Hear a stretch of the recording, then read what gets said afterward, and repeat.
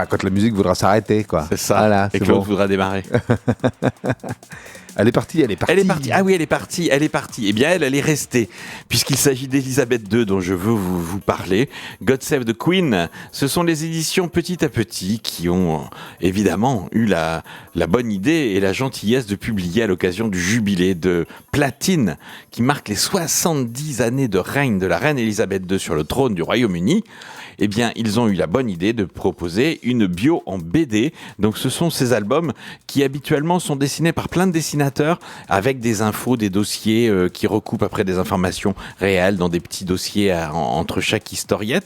Eh bien là, ce qui est plutôt sympathique, c'est que le scénario de cette bande dessinée est de Tony Lorenzo et c'est une seule et même dessinatrice qui a proposé toutes les planches qui illustrent la vie d'Elisabeth.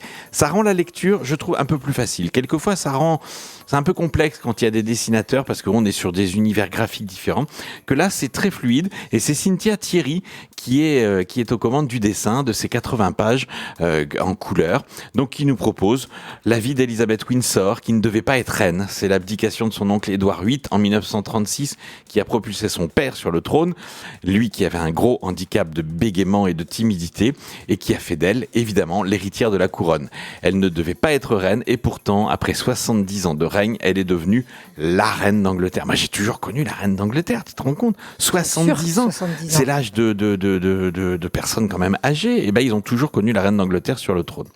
Docu-BD qui rend hommage à celle qui a su, contre vent et marée, malgré les scandales et les tragédies, préserver l'influence de la famille royale et l'ancrer dans la modernité.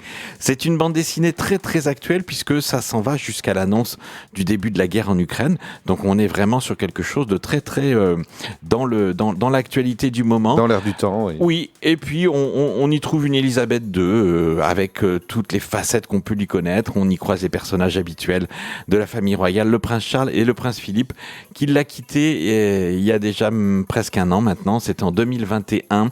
Donc Elisabeth II, God Save the Queen, une superbe bio en bande dessinée, 80 pages en couleur, 19,90 €. C'est aux éditions Petit à Petit.